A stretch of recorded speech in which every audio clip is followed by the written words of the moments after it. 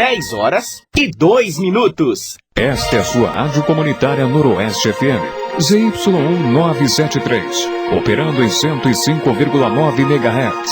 Uma emissora comunitária da Associação de Radiodifusão Educativa e Comunitária Aliança de Amor, situada na Rua das Nogueiras, Vila Boa Vista, Campinas, São Paulo. Rádio Comunitária Noroeste FM, a verdadeira rádio pública.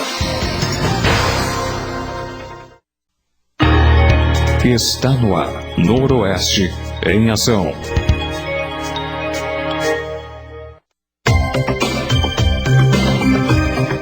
Olá, muito bom dia, 10h09 em Campinas, começando aí o seu programa Noroeste em Ação, especial de sábado, né? Hoje, literatura russa, com a professora Ana Gisele, que está aqui já com a gente, né? Vamos falar sobre literatura russa. Bom, com a gente aqui a professora Ana Gisele. Bom dia, professora, tudo bem? Bom dia. E aí, professora, o que nós temos hoje? Então, primeiro para de me chamar de professora, né? Tá bom, Ana, tá bom, me perdoe, foi mal. A gente se conhece há tanto tempo, Pois é, né? Desde a época em que a gente jogava buraco e pôquer. Pois é, desde a época em que a gente não tinha cabelos brancos, Pois né? é. Não, eu não tenho ainda, mas... Professor, hoje nós vamos falar sobre, eu tô vendo quatro, 5 livros aqui hoje.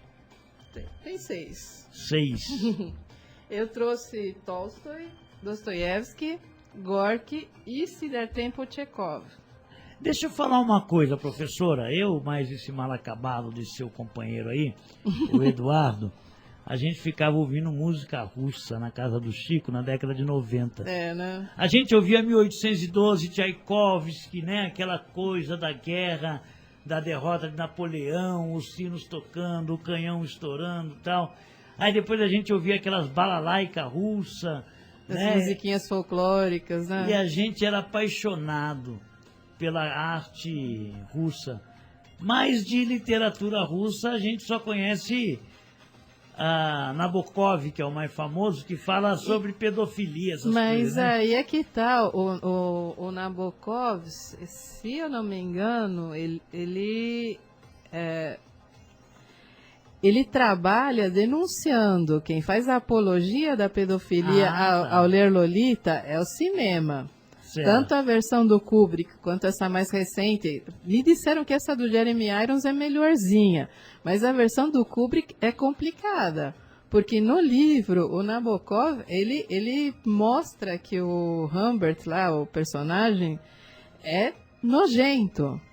Ele tem a voz narrativa, você vê pela perspectiva dele, então é claro que ele se defende, é claro que ele demoniza a menina, é claro que... Mas o Nabokov tinha... Uma das condições que ele deu para a editora era que jamais colocasse foto de meninas na capa do livro. E foi a primeira coisa que fizeram depois que ele morreu. Pois é, justamente. Será que isso tinha a ver um pouco com a Guerra Fria, professora?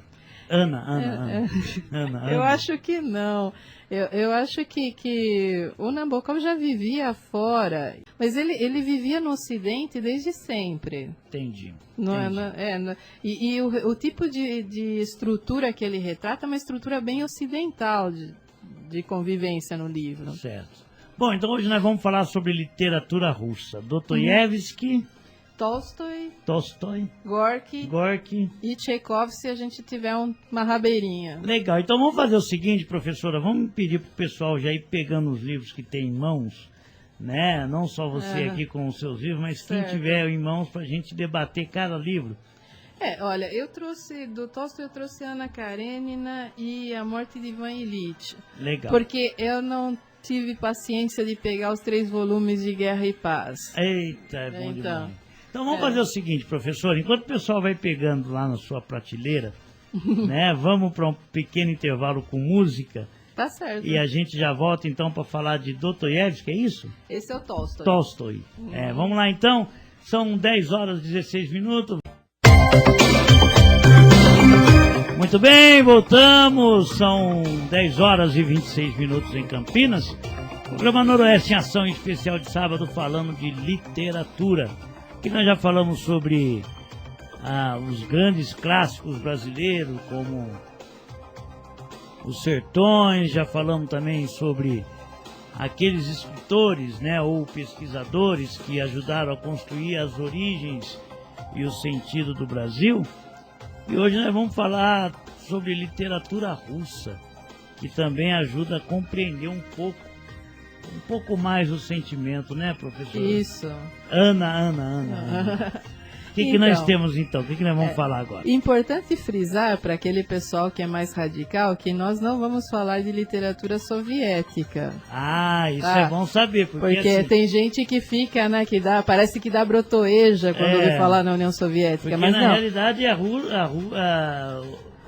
contado antes de 1917. Exatamente. Vamos contar a maior parte do que tem aqui é do século XIX ou até a primeira década do século XX, que é o momento de auge da literatura russa, que é quando você tem Pushkin, Turgenev, tem aqueles grandes poetas, e tem também esses clássicos. Por exemplo, o Tolstói até hoje é considerado um dos maiores escritores da humanidade. Não há quem diga que seja um escritor ruim. Por quê? Porque do ponto de vista do romance clássico, e eu não sou crítica literária nem nada, eu estou falando como leitora, Tolstói é um José de Alencar, só que superlativamente melhor. Sim. Tá. Por quê? Porque o José de Alencar era um camarada que se prendia essencialmente na descrição de cenário, objeto. Você se colocava no local, né? Exatamente. E o Tolstói, ele vai além disso. Ele faz essa mesma descrição com os seres humanos. E é nisso que a literatura russa tem um apelo imenso, porque todos esses escritores, sem exceção, eles se aprofundam no ser humano. E tem uma fauna variada, não é aquele tipo de sempre o mesmo personagem, porque o que a gente vê nos escritores modernos é que a pessoa encontrou uma fórmula e os livros se tornam todos iguais. Tipo Agatha Christie, essas coisas todas, ou seja, cria um personagem, um roteirozinho e vai embora. Mas eu acho que os que mais recentes são piores ainda, que criam uma estrutura de romance e reproduzem a mesma estrutura em tudo que escrevem. No caso do Tolstói, por exemplo, Guerra e Paz é um épico. Então ele vai narrar toda a campanha, né, do Napoleão, mas ele vai narrar do ponto de vista do russo, das pessoas que estão lá. E ao mesmo tempo vai mostrar que elas são pessoas, que elas têm paixões, que um se apaixona e não é correspondido, que o outro é correspondido, mas é uma paixão tão louca que acaba com a vida dele, que tem a manipulação social. E o que é interessante, tanto no Tolstói quanto em todos os outros, é que eles estão cientes que a sociedade russa é corrupta. Agora, Ana, eles vivenciaram isso? Assim, do ponto de vista de estar diretamente no fronte, aquela coisa, para poder... Diferente de Canudos, né? Certo. Ele esteve diretamente. Não, o Tolstói não. Mas do mesmo jeito que o Victor Hugo também não esteve na Batalha de Waterloo, e tem um relato maravilhoso naquele livro dele, Os Miseráveis. A Batalha de Waterloo foi a batalha que derrotou Napoleão. Então, mas você tem... no caso do Tolstói, o que ele narra super bem e que está em todos os romances dele, mesmo quando o tema não é esse, é a vidinha daquela aristocracia russa decaída, que vai fazendo parte da burocracia estatal, ele se movimenta entre esses setores da classe média alta para a aristocracia. Diferente do Dostoiévski, que retrata todo e qualquer tipo de pessoa, e diferente do Gorky, que retrata os trabalhadores.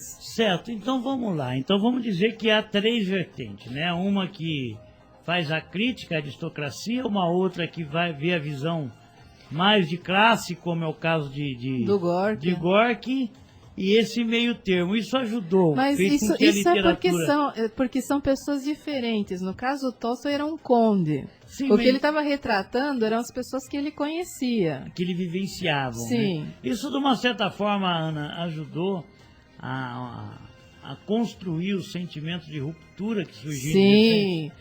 Esses escritores são essenciais, porque eles acabam divulgando como é essa sociedade, e as pessoas leem e se veem ali e começam a questionar, bom, então por que isso funciona assim? Porque a corrupção do Estado russo, e não do czar propriamente, mas de toda aquela imensa burocracia que tocava a Rússia, está presente em todas essas obras. Está presente no fiscal que te cobra uma propina, no cara que manipula a distribuição de alimentos, todas aquelas pequenas corrupções que formam o Estado, e que as pessoas, quando vão ver os escândalos, elas só veem as corrupções imensas. Elas não veem aquelas propininhas do dia a dia. Cultural, né? Exatamente.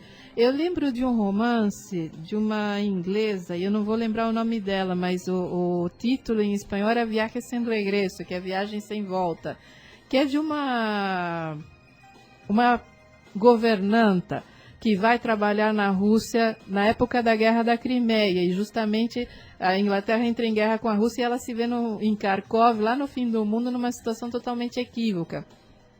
E ela está conversando com um cara que vem para administrar o local, e ele fala para ela o seguinte, olha, eu sei que os meus funcionários são corruptos, e sabe como eu sei? Porque eles estão vivos.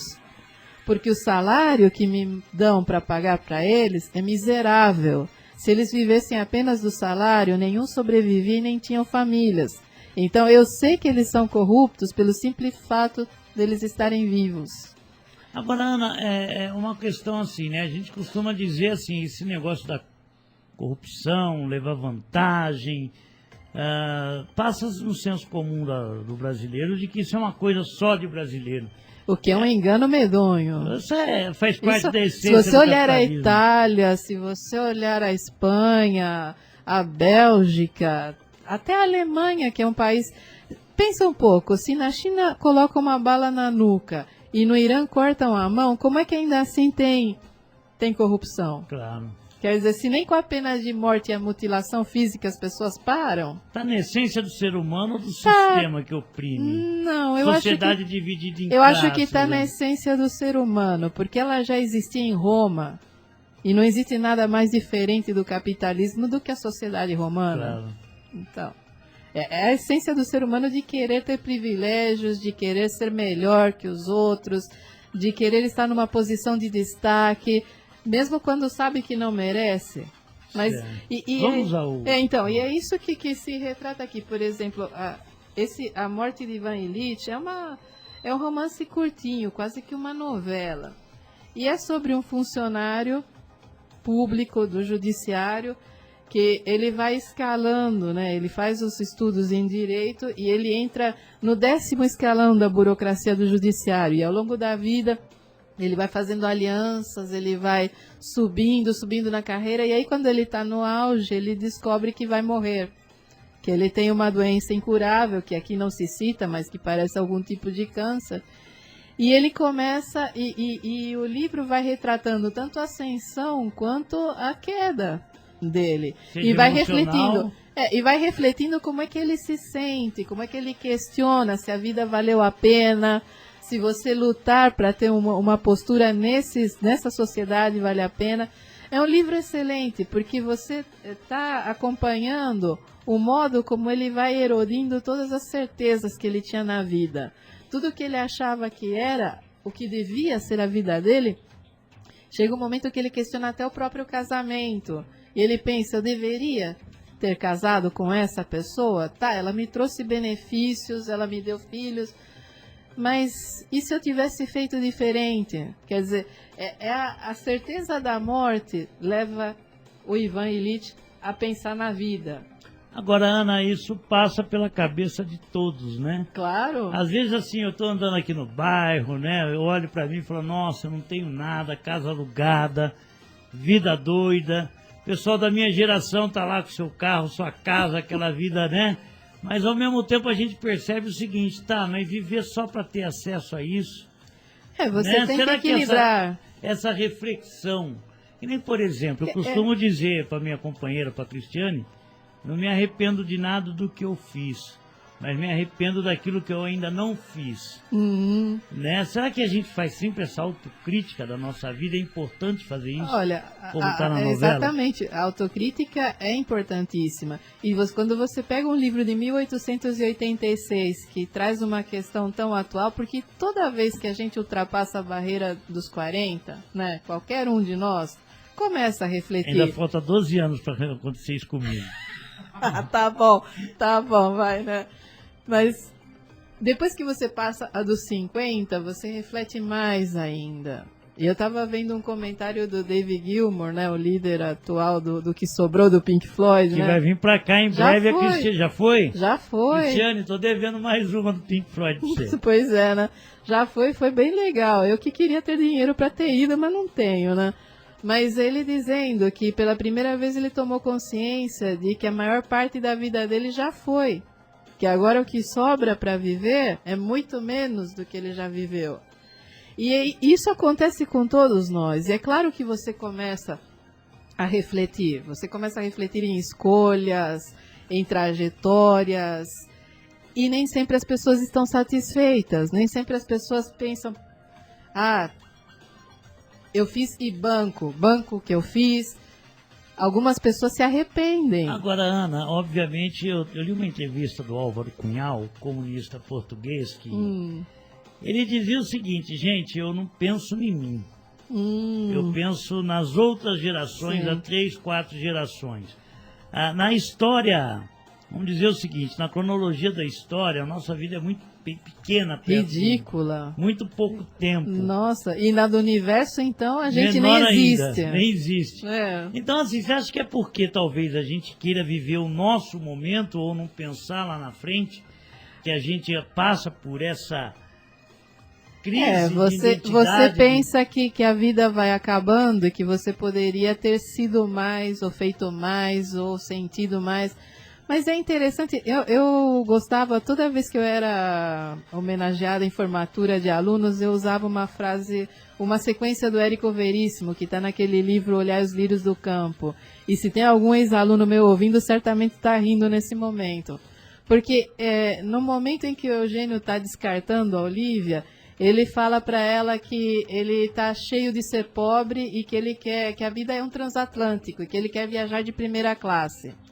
Anos depois a Olívia morreu e ele recebe algumas cartas que ela tinha escrito para ele e nunca tinha mandado. E ela diz, olha, se a vida é um transatlântico, a pergunta não é em que classe eu viajo. A pergunta é, estou sendo um bom companheiro de viagem? Eita, aí pegou, hein? Então, porque eu concordo com o nosso amigo português. Não é para pensar só se eu fiz, eu deixei de fazer, eu fui feliz, eu não fui.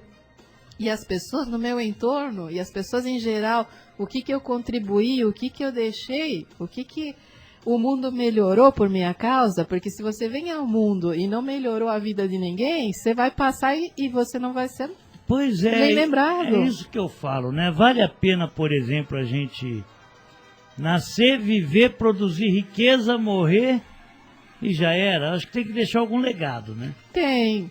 E no caso, eu creio que o que leva a gente a gostar dessas literaturas como a russa, que trabalham o ser humano, é que essas questões se põem desde sempre. Não é uma inquietude do homem moderno.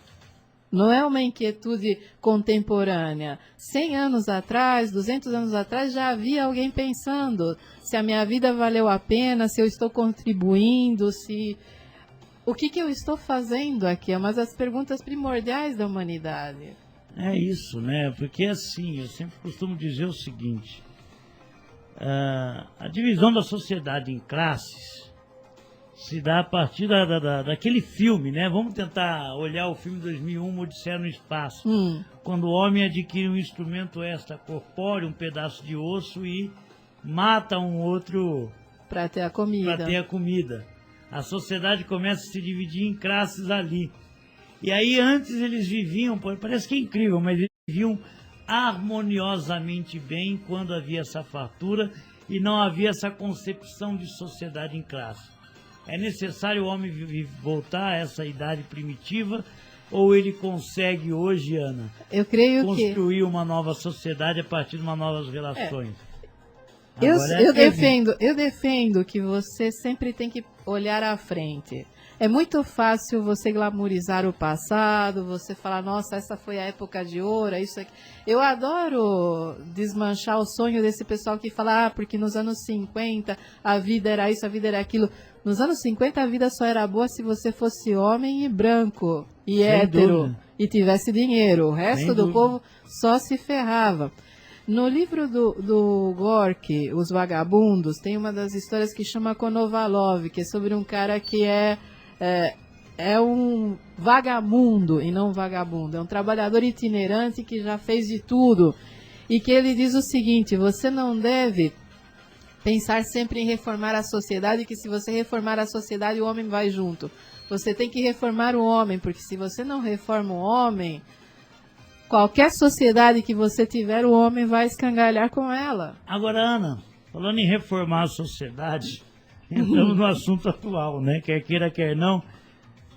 Há um retrocesso hoje na sociedade brasileira relativo à questão de avanço social. Vamos dizer o seguinte, tá aí gente pedindo volta de ditadura, gente se posicionando de forma aos anos 40, vamos dizer assim. É um retrocesso? Olha, é que o problema é que as pessoas têm essa ideia meio judaico-cristã de que a história é uma trajetória sempre em frente. E a história não é uma trajetória sempre em frente, ela é feita de avanços e retrocessos o tempo todo. Se você pensar na história da França, a França está na Quinta República. Isso significa que não bastou ter decapitado Luís XVI, Maria Antonieta e aquele porrilhão de nobres.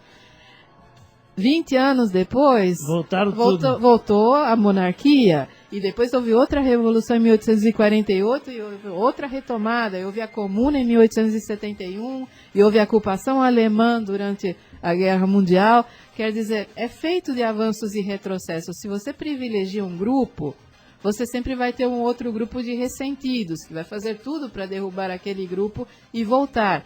E nessa volta, nessa retomada, eles vão fazer tudo para destruir o que foi feito. E o que está acontecendo no Brasil era previsível. Porque você colocou um tipo de avanço social que desagradou pessoas que tinham privilégios ou que acreditavam que tinham privilégios.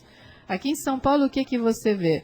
Você vê Dondoca dizendo que não aguenta mais ir em aeroporto porque parece rodoviária. E o que está implícito aí? É que está implícito o racismo.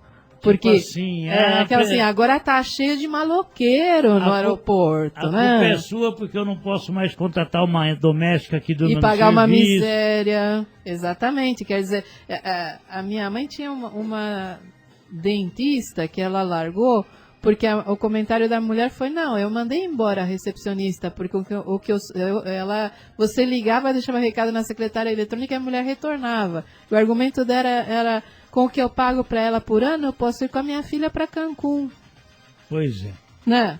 E aí você vê qual é a mentalidade. A mentalidade é, eu quero ter direito ao aeroporto, eu quero ir para Cancún, eu quero ter tudo.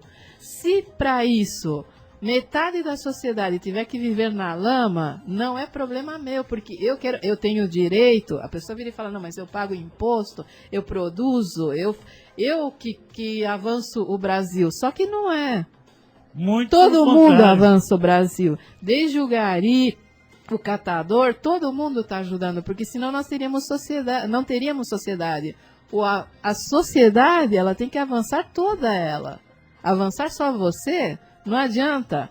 Aí quando você pega e tem uma política social que quer, pelo menos, não vai igualar, porque para igualar teria que ter um investimento gigantesco, mas pelo menos tirar aquele pessoal da lama e fazer com que tenha uma vidinha melhorzinha, aí os caras surtam.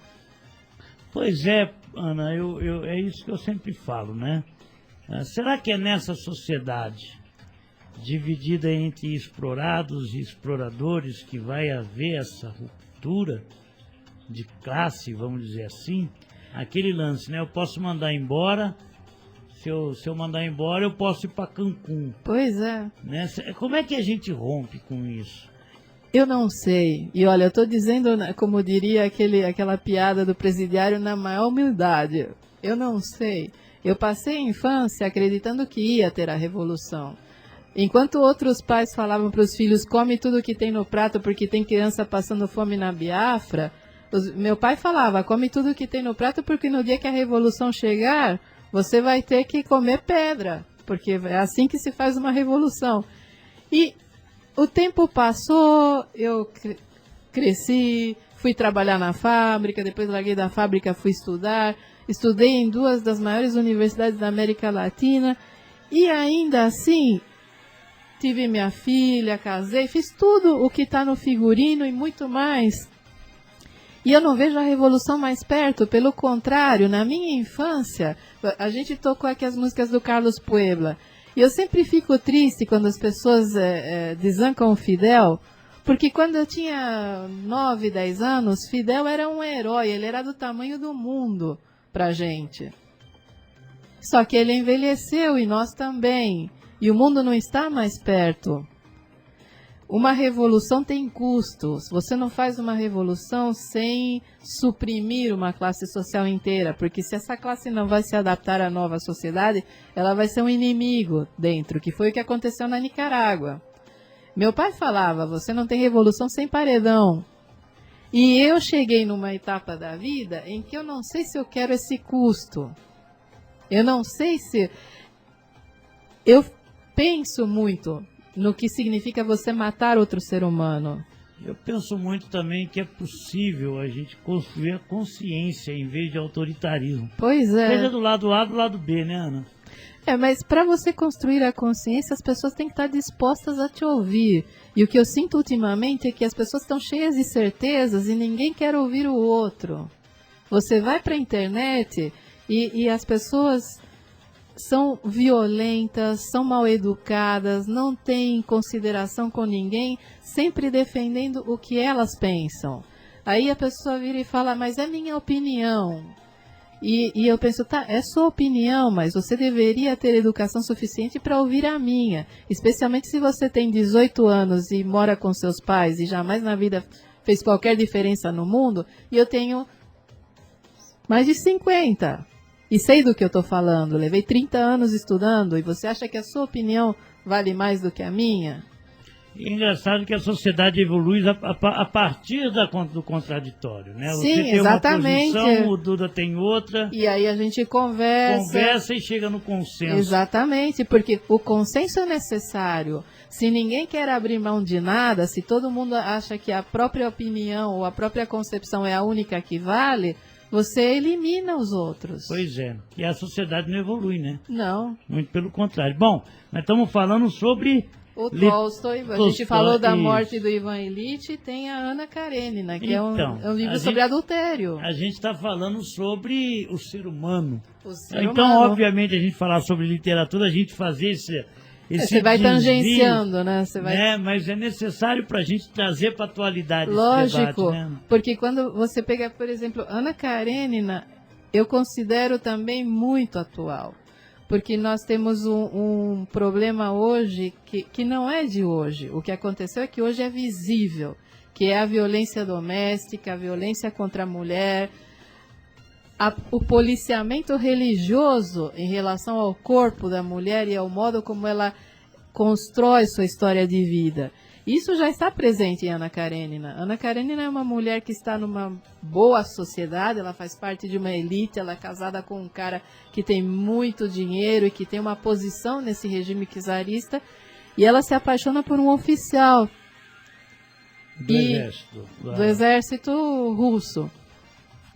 E ele é um oficial também de boa família, e a família tem planos para ele, a família quer que ele tenha um casamento bom, que ele tenha uma vida, né, de acordo, e eles se apaixonam, eles fogem, ela engravida, tem um filho fora do casamento, e a sociedade cai matando. E o Tolstói o tempo todo, embora ele seja um moralista, porque ele era um fanático religioso na vida pessoal, ele consegue captar o modo como a sociedade vai esmagando qualquer projeto individual. Você tem o projeto da família. Num determinado momento, o rapaz vai embora, porque ele não tem... a honra dele como oficial, pelo fato de ele ter tomado a mulher de um outro homem, está destruída. Ele não vai mais subir no oficialato, a não ser que ele abandone e volte e se conforme com aquela vidinha já pré-estabelecida. Então, e o livro é um catatal, é imenso, e vai descrevendo como é que funciona essa sociedade, como é que funciona essa moral, como que as pessoas se sentem em relação a isso, como são os que aceitam, como são os que contestam, quem é cada um, como o viés de classe, porque é interessante que no momento em que não se falava em viés de classe, que não se falava nessa... ainda assim, os escritores captavam essas diferenças, que havia um ponto de vista oriundo do local em que você está na sociedade. Que você não pense igual, que o nobre não pense igual a um catador. E é interessante, né, Ana, uma coisa que é o seguinte, os valores que são apregoados em todas as sociedades relativa à questão da família, Sim. da condição da mulher e da condição de classe, condição social. Você vê isso no Casagrande Senzala, de Gilberto Freire, você vê isso no Povo Brasileiro, de Darcy Ribeiro, e vê em Ana Karenina de... Então, e olha que é um livro que foi escrito entre 1875 e 1877. Quer dizer, as ideias comunistas e socialistas já estavam rolando pelo mundo. Ainda com o conceito de socialismo utópico, né? Aquela coisa de... Mas ele não entra nesse mérito. Para o Tolstói, essa sociedade ela é um fato. O modo como ele encontrou de combater essa sociedade foi uma utopia religiosa. Ele, nas últimas décadas de vida, se instalou numa propriedade imensa que era da família dele, porque a família dele era rica, ele era um conde, e construiu uma utopia igualitária, mas cristã. Que é aí que é o grande problema. E nesse ponto ele os valores cristãos. Não, e ele foi medonho, porque a Sofia, que era a esposa dele, e eu não posso falar dele sem falar dela, porque seria uma injustiça, ela teve 13 filhos no século XIX. Ela tocava e administrava a casa, e ainda por cima ela era secretária dele. Meu Deus. Numa época em que não tinha máquina de escrever, ela pegava esses catataus que ele escrevia e passava a limpo 4, 5, 6 vezes até que ele ficasse satisfeito, e aí que mandava para o editor. E mesmo assim, ele tratava a Sofia como se ela fosse um enclave na vida dele, como se ela fosse algo que atrapalhava o crescimento espiritual dele. Essa situação a gente vê até hoje. Pois é, não é atual? É atualíssimo. Então... Não, atualíssimo. O cara se diz socialista, comunista, e chega em casa, né, a comida não está pronta, né, cadê aquela minha camisa? Então, a Débora, minha filha, chama isso de esquerdomacho. Pois é, esquerda... Aqui na realidade tem alguns seres de esquerdas que optam mesmo por uma construção de uma sociedade justa e igualitária, e faz na prática. Mas e outros vai por inveja do capital, né?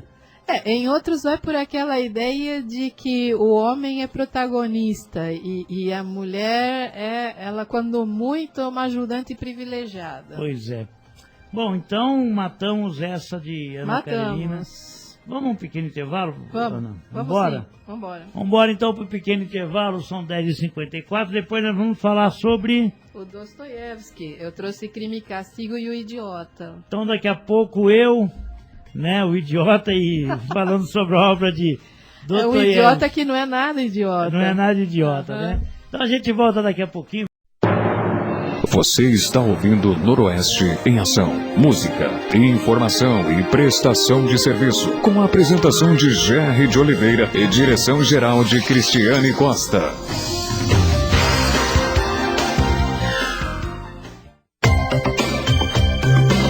Muito bem, voltamos, 11h07 em Campinas. Chegou aqui a Cristiane Costa fazendo um sinal de positivo com o polegar, dizendo que o programa tá bom. Isso é bom, ela é diretora, né? Nós estamos falando sobre literatura russa com a professora Ana Garcia Alanis. É isso, Ana? Isso. Nós estamos falando sobre literatura russa. A Ana é especialista em literatura? Não mesmo. Não mesmo? Não fiz letras. Eu sou historiadora, é que eu adoro ler. Imagine se não fosse, né? Imagine se não fosse. Estamos falando sobre... o século XIX é a minha casa. Quer dizer, é o período que eu estudo aqui de História do Brasil, então a maior parte das minhas referências literárias são do século XIX e coisas do século XX, é claro, porque eu sou uma pessoa do século XX. Claro. Se você passa 36 anos num século, porque... né? Ele é o seu século, é onde você passou sua infância, sua formação, sua adolescência. Mas eu adoro o século XIX. Agora nós estamos falando de um formato de literatura russa, que fala muito mais sobre o ser humano. Sim. O sentimento, o caráter... As ideias, que é o mais importante. Você juntou Dostoiévski, Gorky, Tolstói e Tchekov. É isso. Né, para a gente falar sobre algumas formulações, vamos dizer assim, literárias que faz com que torna atuais, né? Que são atuais e que tornam a sociedade mais crítica, podemos dizer assim, apontando as contradições de uma sociedade baseada... E as fragilidades, né? Legal, e o que nós vamos falar agora? Dostoiévski. Isso, Dostoiévski. Isso. Crime e Castigo, que é talvez o mais conhecido. Se bem que Dostoiévski escreveu muita coisa. Escreveu Os Irmãos Karamazov, O Idiota, Humilhados e Ofendidos. Tem uma série de livros interessantíssimos. Mas Crime e Castigo é um dos mais importantes e eu considero talvez o livro mais importante da literatura no século XIX. Por quê? Porque Nietzsche escreveu O Homem e o Super-Homem. E a ideia do Nietzsche, que depois veio a ser encampada por grupos políticos bastante espúrios, era que você tem uma categoria de seres humanos que se destaca dos outros, que são super-homens. O super-homem, ele é superior intelectualmente, ele é superior em tudo. Então, a moral humana, aquela moral judaico-cristã e as regras da sociedade não se aplicam ao super-homem, porque as ideias dele são tão superiores que ele pode... Imune. Não só que ele está imune, mas que para ele é como se fosse olhar para formigas. Quer dizer, aquela moral é uma bobagem, que o super-homem tem o direito de viver a vida do jeito que ele bem entender. Isso gera, vamos lá, Ana, isso produziu uma geração de malucos. E de aqueles de superioridade. Sim. Por exemplo, aqueles que não conseguem trabalhar com o poder, né? Eu tenho poder, por exemplo, tem um monte de, vamos dizer assim, policiais, delegados, né? Psicopatas, porque se acham superiores. Sim, que as leis não se aplicam a eles. Mas você tem o Nietzsche produziu uma geração de gente totalmente maluca, que acreditava que porque tinha instrução universitária ou porque tinha algum tipo de vantagem social que era totalmente superior aos outros seres humanos. E aí as raízes de uma boa parte das ideologias racistas estão nesse momento do Nietzsche. E o que o Dostoiévski faz? Ele vai contestar isso pegando um estudante pobre que lê demais, fica seduzido por essas ideias e acredita que ele é o super-homem e resolve cometer um crime injusto. Ele resolve assassinar uma velha agiota que explorava os pobres na vizinhança onde ele morava. E ele considera esse crime justo e acima do bem e do mal porque a vítima do crime é uma pessoa ruim. Então, mais ou menos a mesma ideia do linchamento. Quer dizer, você pode matar, você pode justiçar. É a ideia do justiçamento, que se você é uma pessoa boa, se você é um homem de bem, você pode matar alguém que você considera um criminoso porque você está acima da lei, porque você é um homem de bem. Isso chama-se aqui nos dias de hoje aquilo que eles falam de legítima defesa, ou como é que a polícia está fazendo? Não, exercício de suas próprias razões. Você Isso. tem essa coisa de você pegar e acreditar que você está correto e que se o outro está errado, você pode fazer o que bem entender. E dá-se o nome disso de auto de resistência. Pois é. Né? Nos E dias de aí, hoje. e aí o que você tem é que o Raskolnikov, que é esse estudante, que é um dos personagens mais ricos da história da literatura, inclusive a BBC tem uma minissérie feita nos anos 70 para 80 com o John Hurt no papel do Raskolnikov, que é a melhor adaptação que eu já vi. Eu vi inclusive em preto e branco, porque na época a gente nem televisão colorida tinha. Mas o Raskolnikov não é o super-homem.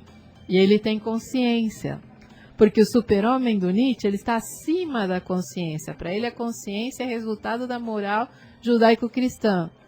E o Raskolnikov começa a se perguntar se ele fez o correto. E, paralelo a isso, existe um delegado de polícia, que é uma pessoa muito inteligente, que percebe o que aconteceu e que, ao invés de pegar e prender e torturar o Raskolnikov para confessar, ele conversa, ele visita, conversa, o Raskolnikov vai em algum lugar, o cara tá lá e conversa, meio como aquele detetive Columbo, que levava os criminosos à exaustão até que o cara confessava porque não aguentava mais tanta conversa. Então, o delegado faz isso. Mas, ao mesmo tempo, a estrutura narrativa do Dostoiévski é questionar cada uma dessas ideias. E por que a filosofia, na hora que cai na prática, vira uma monstruosidade? Porque o Nietzsche, como filósofo, é ótimo. Ele destrói os padrões da moral hipócrita judaico-cristã, ele destrói tudo isso. Mas e se as pessoas resolverem viver como ele pregava? Aí vai pro sal. Então, o que vira a sociedade? Pois é. E eu acho esse livro sensacional de ponta a ponta. É um livro difícil de ler, porque o Dostoiévski escreve mostrando as emoções o tempo todo das personagens. Então, as personagens do Dostoiévski, elas são hiperbólicas, elas têm ataques de oratória, elas fazem discursos, elas têm as emoções à flor da pele. Inclusive no Idiota também tem uma cena em que a Anastácia Filipovna pega e queima dinheiro, que é um negócio que deixa você exausto só de ler.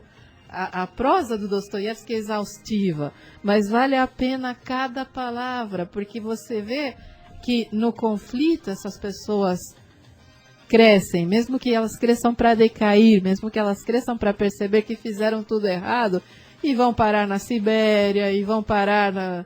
Ele está escrevendo sobre pessoas que estão assistindo à própria decadência e se insurgindo contra o mundo. E são pessoas que, de uma certa forma, a razão fica acima de emoção e mais do que isso, questiona uma briga o estabelecimento. É uma briga constante entre a razão e a emoção, porque a pessoa sabe que ela precisa ser racional em um determinado momento, mas a emoção se sobrepõe. E muitas vezes, quando ela é racional, ela acaba fazendo coisas monstruosas. Isso é uma marca da espécie humana, Ana? Às vezes é bom ser um pouco irracional, assim, no sentido de como diz o Seidenberg, né, de chutar o pau da barraca, botar o pé na jaca. É legal isso. Eu diria, eu pensaria muito nessa palavrinha que é o racional e o irracional. Nós temos a filosofia francesa que trouxe Descartes e falou que a razão, penso, logo existo, então a razão é o que faz o ser humano, e começou esse culto à racionalidade. E é um culto que tem um viés classista e um viés de gênero. E racista também, porque você diz, quem não é branco não é racional, quem não é homem não é racional. Então, sempre se teve essa ideia de que o negro é emocional, que ele é bom para música, que ele é bom, mas que ele não é bom para ser filósofo, que é uma mentira, porque Frantz Fanon foi um excelente filósofo. O nosso professor Milton Santos, o maior geógrafo do Brasil, um cara incrível. Mas você tem essa ideia de que a mulher é toda emoção e o homem é todo razão, o que é um absurdo. Agora, Ana, eu sofro com isso. Pois é. Sabe por que eu sofro? Às vezes o seguinte, às vezes eu estou numa festa, disperso o senso da racionalidade. Não, e aí que filmam dançando? Não, essa dança foi... eu vi. Não, essa aí foi a irracionalidade. Mas assim, às vezes a gente acaba nos policiando muito quando a razão sobrepõe a emoção. Sim. Às vezes, assim, olha, a gente não pode se emocionar quando a gente vê um jovem índio sendo assassinado, porque nos ensinaram... Porque o homem não chora. O homem não chora, isso faz parte da luta de classe, temos que agir com a razão e não com a emoção. Isso nos tira também o sentimento. Isso tira uma dimensão de olhar o outro como ser humano, porque quando você só avalia a racionalidade, você perde uma parte da sua humanidade. Porque o ser humano não é só razão. E você imagina, no meu caso, que sou mulher, que é pior ainda. Porque para você se impor nos ambientes acadêmicos, e eu não consegui me impor tanto que eu estou fora da academia, você precisa ser mais racional que os homens. Você precisa demonstrar que é capaz de pensamento... O dobro... Do dobro que qualquer homem. Pelo fato porque de se ser o mulher. homem dá um piti porque alguém ultrapassou no trânsito, nossa, o cara é um cara de ideias fortes. Mas se uma mulher dá um piti por uma razão justificada, como uma cantada, uma passada de mão, ou alguma coisa pior ainda, a mulher é uma histérica. Você não pode confiar. Deve estar menstruada. Ou tinha que ser mulher Ou mesmo, tinha que ser... né? Então... Né? Então você precisa ser extremamente racional para conviver em certos ambientes, o que é um absurdo, porque a racionalidade é uma construção de pensamento histórica. Vai falar para um cara lá no Império Romano ou para alguém na Idade Média que ele tem que ser racional? Não as pessoas, a emoção é parte do pacote. O ser humano é um pacote. Você abre uma caixa de Pandora. É normal, sai o então, que é bom e sai o que é ruim também. No nosso caso, como eu aqui como dirigente da rádio, às vezes a gente tem que... Enfim, tem aqueles caras que saem por aí detonando a rádio, dizendo que a rádio é isso, que a rádio é aquilo, sabe aquela coisa de petista, aquela coisa, e a gente é obrigado, né, a agir na racionalidade. Mas também, Ana, se eu uma hora perder a cabeça e dar uns tapas na orelha, também você acha que é ruim? Assim, ou quando não fala o que eu penso, chegar emocionante, falar, olha, você tá equivocado, tu é um babaca, tu é um...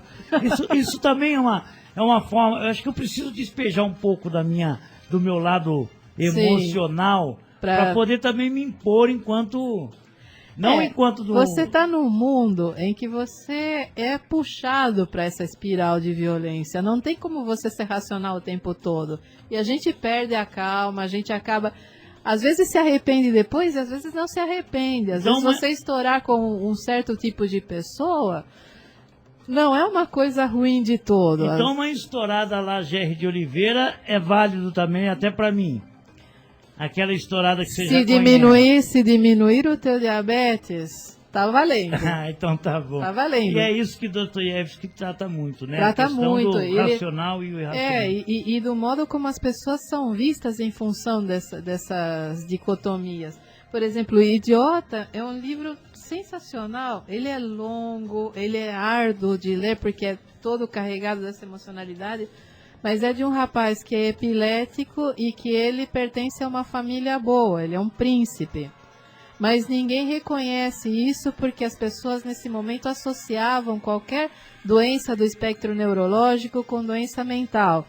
Então, para aquela sociedade, qualquer pessoa portadora de uma doença neurológica era um louco, um retardado ou um idiota. Então, ele é considerado um idiota.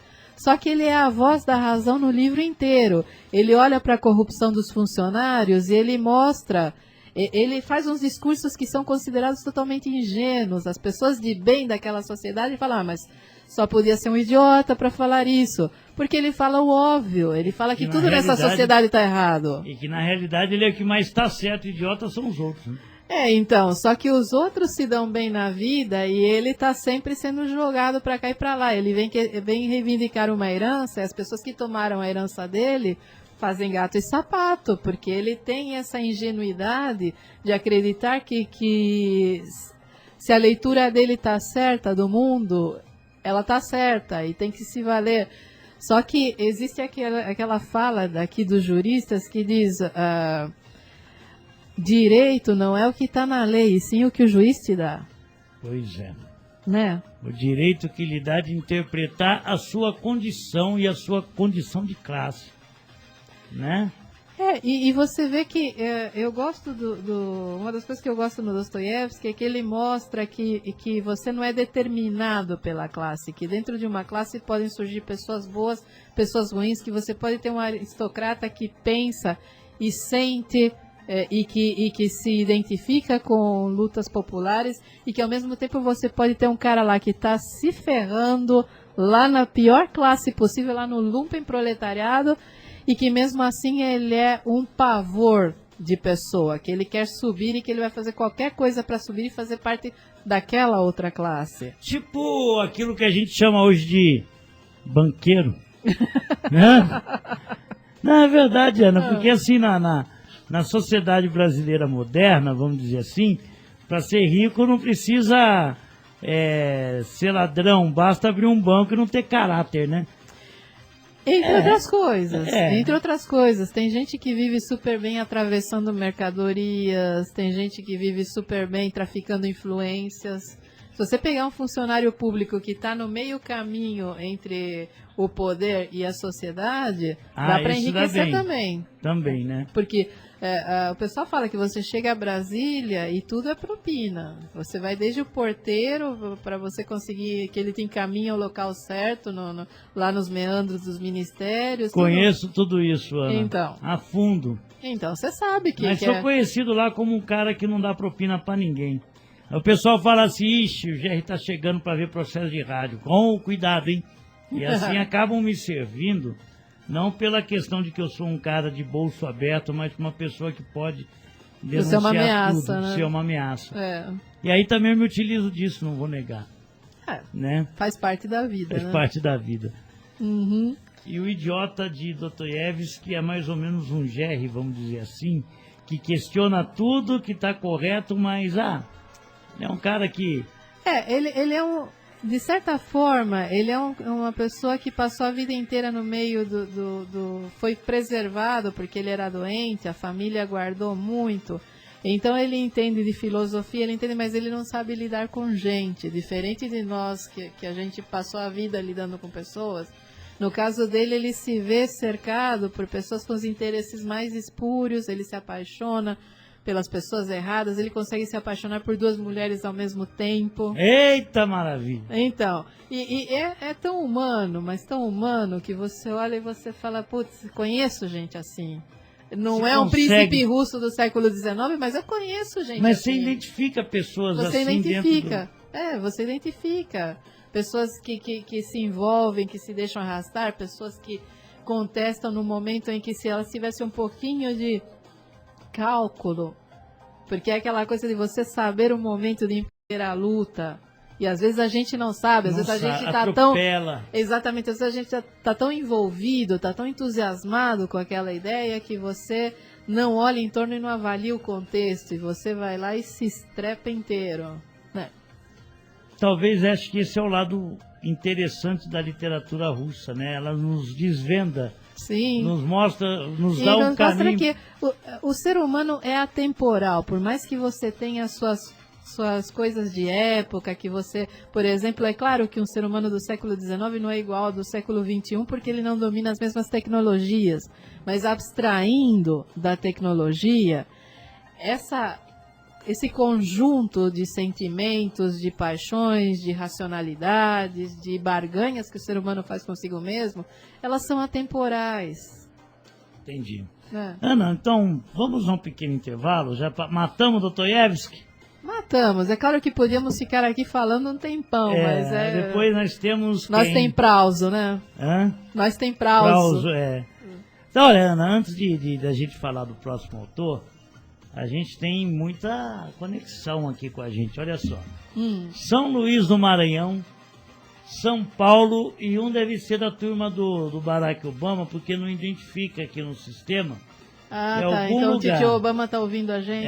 Pode ser que o Obama esteja ouvindo a gente, mas quero mandar então um abraço pessoal de São Paulo, de São Luís e todos que estão ouvindo aqui pela Noroeste FM. Até este momento nós temos, deixa eu ver aqui, 13 pessoas conectadas, já tá bom, né? Tá ótimo. Importante é que vai crescendo, a gente vai fazendo o trabalho. O nosso é trabalho de formiga, tá né? Certo, é assim mesmo, né? Se um apenas nos ouvir, tá valendo a pena. Tá valendo, exatamente, que a vida da gente tá valendo a pena. Tá certo. Próximo bloco seremos falando sobre Gorky. Bom, Gorky vivenciou um dos momentos mais importantes, talvez, da história da humanidade. Eu costumo dizer que a minha vida é contada antes e depois de 1917, apesar de ter nascido em 69, mas... Então nós vamos falar sobre Gorky no próximo bloco, tá certo? Vamos então a um pequeno intervalo. Muito bem, 11 horas e 40 minutos em Campinas. Voltamos ao vivo aqui com o nosso programa Noroeste em Ação Especial de Literatura. Bom, eu lembro que o programa Noroeste em Ação Especial de Literatura com a Ana Giselli é sempre o primeiro domingo de cada mês, mas como o primeiro domingo foi... O primeiro sábado, isso. É todo primeiro sábado de cada mês, mas como o primeiro sábado caiu no dia 2, pra mim não dava pra fazer na ressaca. Até porque a Ana viu a dança no Facebook, né? Então não dava pra fazer na ressaca, então a gente transferiu hoje pro dia 9, mas em fevereiro volta na primeira semana, então, no primeiro sábado. Isso, e em fevereiro vamos falar dos gregos, lembra? Literatura grega. A Minemes e Anamineres. Que seria isso, hein? Pois é, né? O que é Minemes e Anamineres, Ana? Antes da gente falar sobre... Olha, você a razão e a memória. Você tem o ser humano, ele tem... Razão é uma tradução meio forçada, mas é a questão de você ter a memória e a narrativa da memória. Porque os gregos trabalhavam muito com a questão de você narrar. Era uma sociedade mais oral que escrita. Existem todos esses textos escritos, mas a maior parte se dá em teatro, se dá em declamação. As pessoas não liam esses textos. Elas iam guardado na memória. Exato. Não, as pessoas, o público não lia o texto. O público ia para ver, para a pessoa declamar, ou ia ver para a peça de teatro ser representada. São textos em que a oralidade é muito importante. E essa construção dessa narrativa oral, ela precisa muito da memória. Ah, legal. Então é sobre isso que a gente vai falar. Até porque a Ilíada e a Odisseia, os dois clássicos de Homero, né, foram... contos orais de antes da escrita. Então esse livro Homero apenas copiou, né? Sim, ele compilou essas epopeias. Isso, essas epopeias, e que na realidade isso ficou durante muito tempo na memória do povo e que ficou oralmente, né, preservado. Então é um pouco talvez acho que hoje no mundo, devido às novas tecnologias, uma série de informações que a gente tem no dia a dia, a gente não costuma guardar mais as histórias. E não costuma verbalizar também. As pessoas não têm o costume a pessoa te conta uma piada, mas ela não consegue te contar uma história com começo, meio e fim. Pois é, sabe que eu tentei, viu, Ana, agora falando sobre isso, eu tentei resgatar um conto que minha mãe contava, né, daquelas de assombração, né? E tentei buscar isso para contar para a Cristiane e não lembrei. Eu só lembrei daquela, né? Quando eu era vivo, eu só comia figo. Depois não lembrei mais a história, porque a própria quantidade de informações faz com que a gente perca isso. E os nossos neurônios não resistem à passagem do tempo também. Porque é uma perda, né, Ana? Porque, por exemplo, tem um monte de lendas, histórias aqui da nossa própria comunidade que se perderam. Hoje em dia, se você não fixa no papel e não guarda, não há como preservar essas culturas. E eu estou tentando aí entrevistar antigos moradores do Boa Vista para contar como é que foi, como é que era, tal. Tinha a lenda da mulher da lata d'água na cabeça, enfim. Então são lendas que ficou aqui na memória do nosso povo da comunidade do Boa Vista que se perderam. E a gente está tentando resgatar isso na rádio. Seria ótimo você ter um banco com esses depoimentos. E nós vamos fazer, se Deus quiser. Bom, são 11 horas e 44 minutos, vamos falar de Gorky. Então, Gorky que pertence a uma geração bem posterior, né? Porque você tem... Quando o Gorky nasceu em 1868, para você ter uma ideia, Crime e Castigo havia sido publicado em 1866, 2 anos antes. E Guerra e Paz foi publicado em 69, um ano depois do que o Gorky nasceu. Então, o Gorky cresceu com esses outros escritores como referência, mas ele é de uma geração totalmente diferente. Existem, eu acredito que toda aquela estética do realismo socialista é inspirada no Gorky, embora os acadêmicos soviéticos não dessem qualquer reconhecimento. Lenin gostava de Gorky, mas os dois não chegavam a um acordo, porque o Lenin considerava o Gorky muito utópico. E Lenin era um cara prático, um cara pragmático. Era aquela coisa que ele fala no Konovalov, né, de você mudar o homem ou mudar a sociedade. Para o Lenin você tinha que mudar a sociedade, para o Gorky você tinha que investir no homem, para que o homem fizesse a mudança. E essa briga entre os dois, amigável, se perpetuou. E a academia soviética não gostava do Gorky, tanto que ele foi julgado pelos acadêmicos para saber se ele era um escritor proletário ou não, e ele perdeu o julgamento, sendo que ele é o fundador dessa literatura. E o Stalin riu e falou, dane-se a academia, né? Porque o Stalin gostava de Gorky. Gorky está escrevendo na última década do século XIX e nas 2 primeiras do XX. E ele vive, na realidade, um momento cruel da sociedade. Sim, ele russa. vive todo o processo pré-revolucionário e revolucionário. A greve de 1905, a tentativa de revolução, as revoltas do fim do século XIX, porque entre a década de 1880 e 1890 a sociedade russa está explodindo. Sim, guerra com o Japão, a aristocracia do czar. E os primeiros comunistas começam a surgir e começam a tentar a organizar. E há aquela industrialização forçada promovida pelos czares, e surgem aquelas fábricas medonhas, e as pessoas começam a se organizar. Eu li há muito tempo, e não tenho comigo, porque quando eu saí de casa lá no início dos anos 90, eu deixei para minha irmã o livro A Mãe, do Gorky. E A Mãe é um dos livros mais emblemáticos de toda a obra do Gorky, porque é a história de uma mulher simples de tudo, que ela tem um filho que é revolucionário.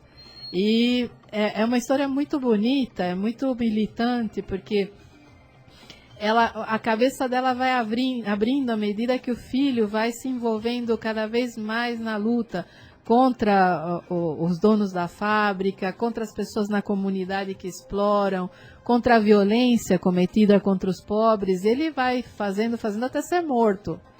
E quando ele é morto, a mãe pega a bandeira e vai em frente. Dá continuidade. E muito lindo de ler. Nossas mães de maio de hoje. As avós lá da Argentina, as mulheres que dançam lá no Peru, sabe? É que essa coisa de mostrar que você pode ser uma mulher camponesa, você pode ser uma mulher simples de tudo, mas que em um momento a cabeça se abre, e quando ela se abre é para nunca mais. Pois é, Ana. Sabe uma coisa que me passa na cabeça sobre Gorky? É que ele passa... Havia 2 concepções de construção de uma sociedade igualitária. A própria filosofia de Marx achava que era a partir de uma consciência de classe. Sim. Né? A partir de um Quando processo... a classe deixa de ser em si, passa a ser para si. Que era mais ou menos a concepção de que Marx visualizava a tomada de poder, a revolução, numa sociedade já avançada, como ele previa na Alemanha. Sim, e na Inglaterra no máximo. Ele achava que na Rússia jamais. O que ele não contou é com a paixão dos russos pelas ideias. Pelas ideias, que vem desde Dostoiévski, bem toda desde a crítica. muito antes, E aí isso se aflora a partir de uma realidade concreta, que era a miserabilidade de uma sociedade, vamos dizer, semi-feudal, né? Onde até o processo de industrialização, revolução industrial, malemar tinha chegado. Não, e você abre a fábrica num contexto que é um contexto servil, e não é uma fábrica moderna. Não é uma fábrica moderna, e mesmo quando você abole a servidão e cria o assalariamento é miserável. As pessoas aí, não têm como sobreviver. E aí essa dicotomia entre ele e Lenin, porque Lenin era mais, olha, vai ter que ser aqui. Vai ter que ser na política. Você... Gorky entendi o seguinte, é preciso um processo de formação, de... E é engraçado porque a paixão dos russos é tanta que Lenin foi atropelado. Lenin tinha toda uma visão de como deveria ser e, de repente, em função da Primeira Guerra Mundial, a coisa fugiu ao controle. O pessoal se amotinou lá na Marinha, houve aquelas greves medonhas nas fábricas e, quando ele viu, a turba invadiu o Palácio Imperial, né? Uma surpresa, Uma surpresa, foi uma coisa... E aí o Lenin, nesse momento, ele foi oportunista, porque ele já estava reformando a sociedade russa. Aquele momento do Kerensky e tudo mais foi um momento de reforma. Mas o Lenin falou, não, todo o poder aos soviets e vamos embora. E vamos embora, depois a gente vai construindo. Depois, né? Exatamente, vai fazer... Por isso que ele fala, dois passos à frente e um atrás. E aí, infelizmente, Lenin vai embora. Pois... E aí começa uma revolução econômica, os planos quinquenais de Stalin, que aí a história muda completamente e vira um capitalismo de Estado, né? Sim, e é uma coisa interessante, porque hoje as pessoas chegam para você e falam, Stalin matou... Aí, eu estava falando outro dia com uma menina no Facebook. Há 5 anos atrás, Stalin tinha matado 20 milhões de pessoas. Há uns 3 anos atrás ele tinha matado 50 milhões. Hoje um cara me fala que Stalin matou 100 milhões de pessoas. Aí eu pergunto, como? Né? Não foi ele, né? Não, claro que não foi ele, mas aí é que tá, você passa a colocar mortes que têm motivos específicos toda na conta de uma pessoa só. E que não é isso, e faz que não parte é, não de uma é, estrutura, de um modelo construído. Pensa um pouco, todas as pessoas que morreram na guerra morreram por culpa de Stalin? Não. Não. A guerra foi muito maior do que ele. A guerra ocupou a Europa inteira. E você vai pôr a culpa nele, você vai tirar a culpa do Hitler e botar no Stalin? Pois é, né? E aí vai a Ucrânia, que é o grande, né, o ponto de discórdia. Os ucranianos já eram uma bosta, e me desculpem os ouvintes, mas é a palavra mais simpática que eu consigo usar. Mais racistas, mais antissemitas. Muito antes da Revolução de 17. Se você pega aquelas narrativas sobre o mundo dos cossacos, o mundo aquelas narrativas mais folclóricas, os ucranianos sempre foram complicados de se lidar. Violentos, machistas. E aí você tem uma coisa, você está implantando uma sociedade em que você precisa ter comida para todos. E você tem gente morrendo de fome e tem aquele camponês filho da puta que esconde a comida, que dá para o porco, que queima só para não distribuir para as outras pessoas. Você vai fazer o quê? Eu estou vendo isso na Venezuela. Está acontecendo exatamente a mesma coisa. Eu vi isso no Plano Cruzado, Ana. Lembra?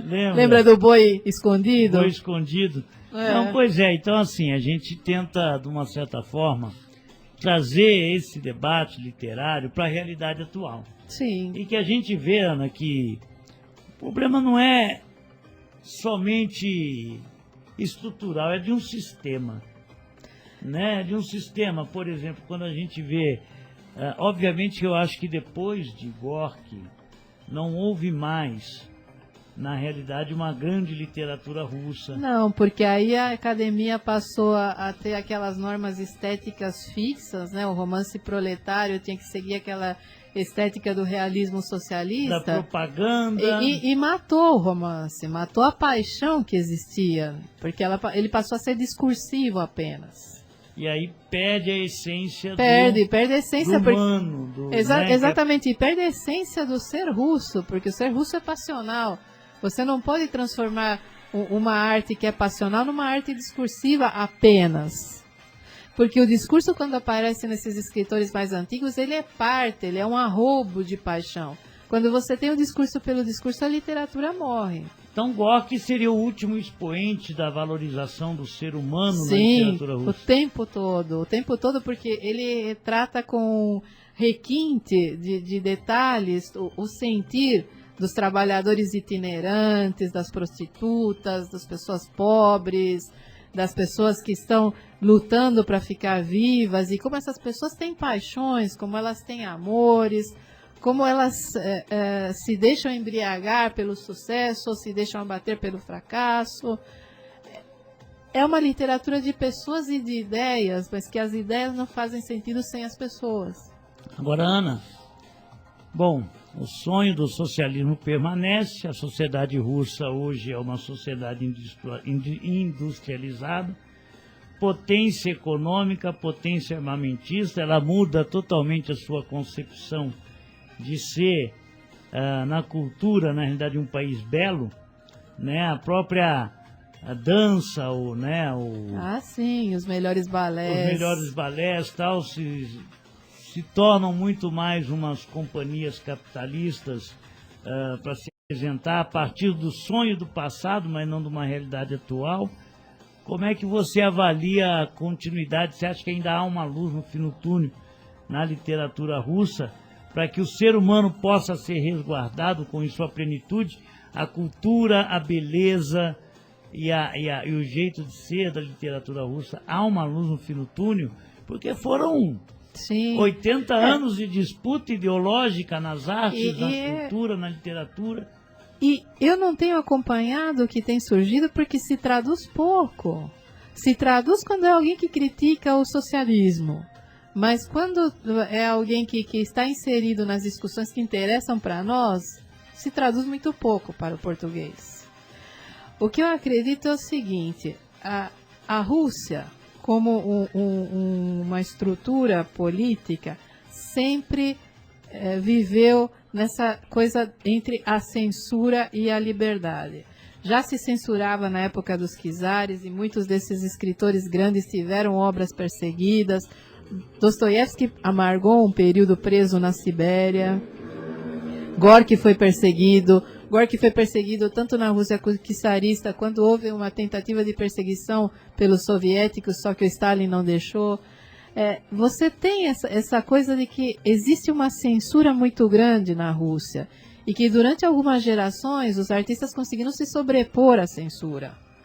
Mas o que eu vejo hoje é que o planeta inteiro está tomado pela indústria cultural. É isso que eu ia chegar. Exatamente. A literatura hoje é pífia no mundo inteiro. Você tem alguns autores bons, autores de mérito, mas a grande maioria da literatura é comercial. É literatura para aquelas faixas etárias específicas. Você tem aquela literatura para mulheres de 30 a 50 anos com... Fatiou para gerar mercado, né? Exatamente. Agora, Ana, é aquela coisa, eu aprendi com o Chico, saudoso Chico, que em alguns momentos a cultura, a arte, ela era feita inspirada para mostrar o belo, né? Por exemplo, para você até homenagear o rei, enfim, havia aquela questão de... Sim, né? Da estética e tal, mas era o belo, era o bonito, era o bom, né? Então todo mundo fazia aquela disputa de ser o melhor na literatura e quem ganhava com isso eram as artes, né? Não era nem o rei, talvez o rei seria secundário. Hoje não, hoje a questão... É o mercado, o Deus é o mercado. Né? Vender, ganhar dinheiro... Não, e hoje existe uma coisa que não existia em outras épocas, que é você ter o editor privado. A editora é enorme e ela tem uma série de editores privados dentro da editora. Que é, privado não, privativo. Que é o seguinte: eu escrevi um livro e estou levando para a editora. A editora me designa um editor privativo que vai sentar comigo e reescrever o livro para que o meu livro fique adequado aos padrões da editora e possa ser comercializado. Então, hoje o autor não tem uma voz presente. Ele publica o que a editora permite, o que a editora considera que vai dar lucro e nos moldes previstos e econômicos da editora. Ah, que pena. E é por isso que a gente tem toda essa produção independente, que é onde está o filão hoje. E o que tem de interessante na produção independente? Eu estava vendo o Ivan Lins esse dia falando sobre a gravadora Velas, que ele tentou fazer para... né, e não deu certo porque o capitalismo engoliu. O que tem de bom hoje na literatura? O que tem de bom é a internet, que você vai para você tirando esses blogs, né, de amenidades, você tem muita gente que está escrevendo contos, ensaios, literatura de crônicas do cotidiano e está jogando na internet. Você tem que aprender a garimpar. Você tem que aprender. Você vai, alguém te fala, eu li fulano é bom, você vai e lê. Você já leu as minhas crônicas da esquerda? Que eu Não. já brinquei na internet, umas historinhas. Eu vejo o que você põe no Facebook. É muito engraçado. Pois Talvez seja por aí também. Ó. Então, porque você tem... a criação, ela não deve ficar apenas para escritores profissionais. Nós vivemos em um mundo em que todo mundo tem alguma coisa a dizer. O que você tem que filtrar é qual dessas falas vale a pena. Sim. Né? Será que eu que teria que julgar? Vai de gosto, vai de pensar. Eu sempre que pego um texto e leio, eu penso, será que esse texto se sustenta daqui 10, 15, 20 anos? Ou ele é só uma crônica do dia de hoje? Então, tem algumas crônicas que são universais. Sim, e tem algumas outras que são conjunturais. Exatamente. Do momento. E que elas podem ser interessantes para um historiador ou um antropólogo do futuro estudar como nós éramos. Sim, eu tô mas vendo. Que talvez não digam muito para pessoas no futuro. Eu estou vendo aqui do lado, vai dar tempo de falar, se for uns 10 minutinhos, do Tchekov, então. Os melhores contos de Tchekov. Então. E numa belíssima tradução da Tatiana Belink, que era minha ídola, né, nesse sentido. E são contos sobre pessoas, né, médicos do interior, burocratas, são aquele dia a dia, aquelas coisinhas, né, que tornam a sociedade, quer dizer, o cara que foi vender um animal e a venda não deu certo e com isso por efeito cascata criou uma série de situações para ele e para outras pessoas. Tchekov é gostoso de ler e ele era bom não só nessas crônicas, ele era exímio no teatro, ele era principalmente um dramaturgo. As Três Irmãs, a Gaivota, Tchekov era sensacional nesse ponto. Ele conseguia pegar e mostrar o drama no ridículo e o ridículo no drama. Que isso é uma coisa que poucos escritores têm. Eu comparo muito o Tchekov com Machado de Assis, que embora Machado de Assis não escrevesse para teatro, muito do que ele escreveu podia ser facilmente adaptado. Porque mostra essas situações em que o drama e o ridículo se sobrepõem e se misturam de uma maneira e que é o que nos torna humanos. Se a gente não tem noção do próprio ridículo, não tem como se sentir humano, né? Sem dúvida. E eu não sei se você já quer encerrar. Não. Tá. Porque a frase, né, que o Duda tinha falado aqui do Gorky, né? A memória, esse reagente dos desgraçados, anima até as pedras do passado e dulcifica todas as amarguras sofridas, só para aniquilar o homem pela consciência das suas faltas e para destruir na sua alma a fé no futuro, tornando-lhe o passado mais doce e benéfico e unicamente de o sustentar ainda na vida. Bonito. Que é lindo e principalmente é o que a gente está discutindo aqui. As pessoas são memórias. E à medida que você envelhece, você vai atribuindo a memória, o livro da Ecléa Bose, Memórias de Velhos, que traz uma série de depoimentos, tem um depoimento de uma velhinha que foi professora normalista, e ela fala, olha, eu me preparei para essa entrevista porque a gente vai burilando a memória. Quer dizer, você vai pegando aquela memória bruta e você vai transformando, porque você não se lembra hoje de uma coisa que aconteceu quando você tinha 5 anos, do jeito que você se lembrava quando tinha 20 anos.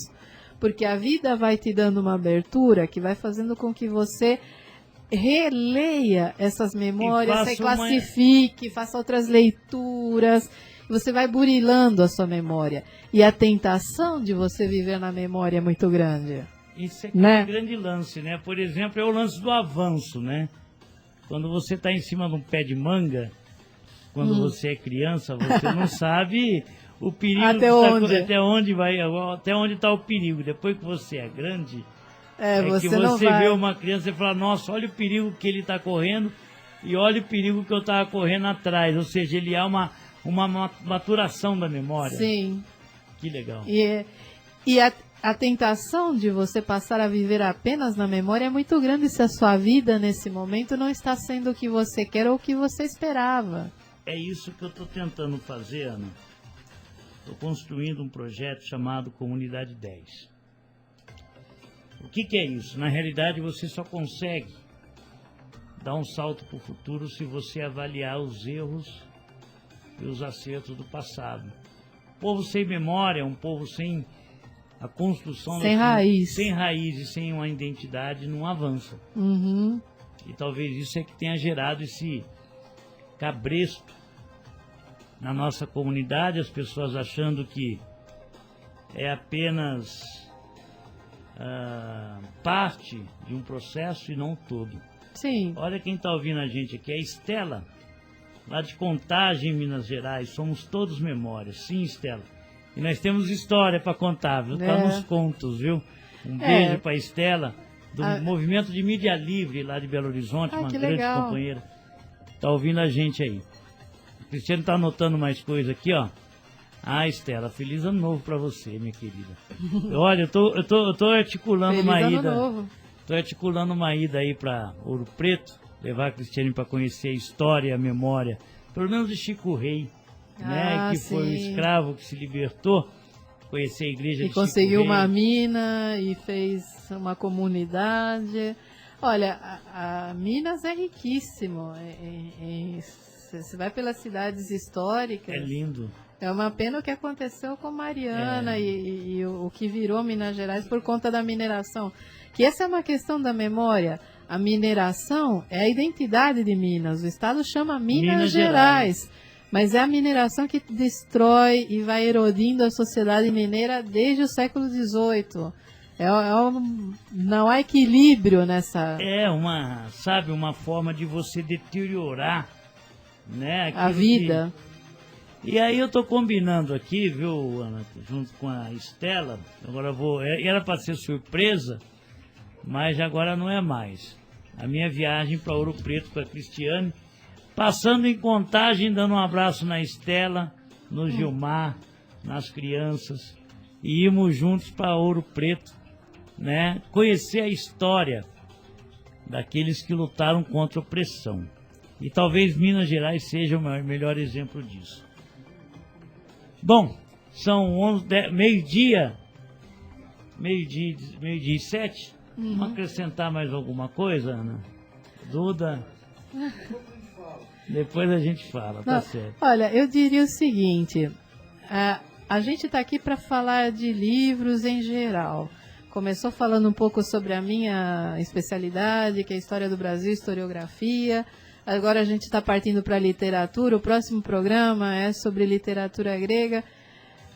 O que a gente quer, nesses papos super agradáveis, em que a gente se diverte pra caramba, é que as pessoas percebam que a literatura é algo que é para trazer prazer, para fazer você pensar, mas não é para jogar você numa depressão. Não, a literatura é para que você cresça e você tem que...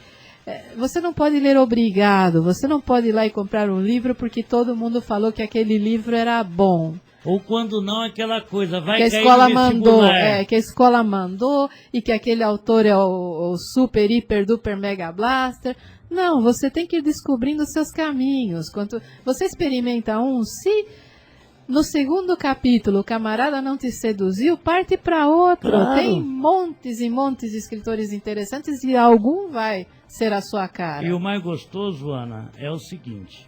O pessoal fala assim, eu gosto de pescar porque pescar eu esqueço do mundo. Coloca a minha varinha ali e fico esperando o peixe morder.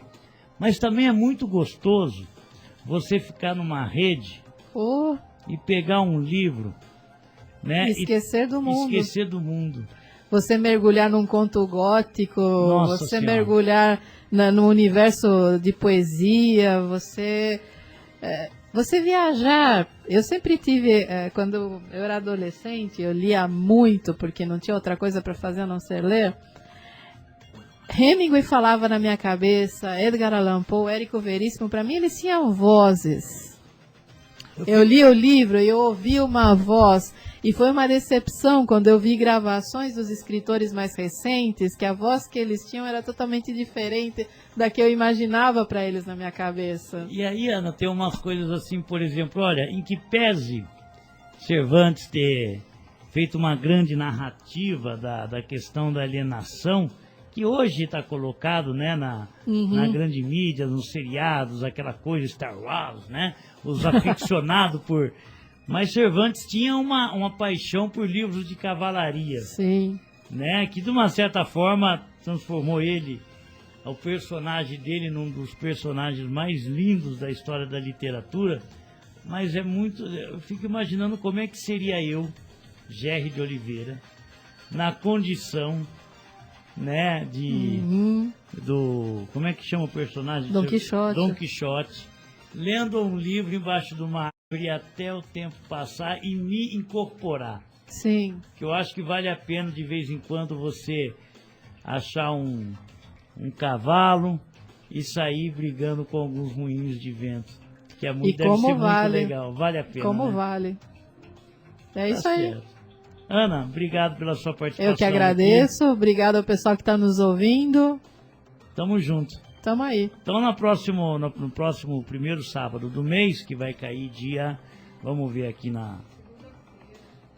no dia 6 de fevereiro, é isso? Não, é 6 de fevereiro, nós vamos falar então sobre literatura grega. E depois... Falar um pouco de Sófocles, Homero. Nossa, aí vai ficar bom, hein? É. Você sabe que no Brasil, na década de 70, foram prender Sófocles. Na verdade, foram prender Sófocles. O pessoal fez uma peça Electra do Sófocles, né? E a peça estava proibida pela ditadura. Prenderam todos os atores e ficaram 10 dias tentando achar o Sófocles. Olha, né? se tinham até uma ficha do cachorro do Sartre, né? Isso é verdade. Pois é, né? Tá certo, então, Dá pra Ana. ver. Então, o futuro dirá. Aí a gente engancha alguma outra coisa, mas tem de tudo pra gente conversar. Tem uma outra coisa que eu queria falar um pouco também, era sobre os grandes clássicos da humanidade. Vamos falar um pouquinho sobre o Príncipe de Maquiavel. Ah, tá. Né? Tem algumas coisas... 100 anos de solidão. Vamos... podemos fazer uma lista e a gente ir trabalhando. A gente está trazendo vários títulos, então não dá para se aprofundar em nenhum. E eu também não gosto de uma porque eu quero que a pessoa leia. É verdade. Eu quero que a pessoa leia, eu quero jogar a isca e quero ver quantas pessoas vão atrás e leem. Vamos fazer um negócio diferente, já que a Estela está ouvindo a gente, lá em Contagem, ela, o Gilmar. Vamos propor o seguinte: a gente vai fazer o programa de literatura grega e a Estela vai escolher o tema do outro. Perfeito. Perfeito? Perfeito. Tá certo, então. Ana, obrigado pela sua participação. Duda, tamo juntos no futebol, na ideologia, né? E sempre. Obrigado, professora. Eu que agradeço. Obrigado, Duda. Obrigado a gente. todos. São 12h13, estouramos um pouquinho o tempo, nós estamos então terminando o Noroeste Ação especial de sábado. É muito gostoso fazer esse programa, e a pena que é uma vez por mês, mas a gente vai incluir novos temas para bate-papos assim, seja na área da política, enfim. Noroeste em Ação, Noroeste FM, a verdadeira rádio pública.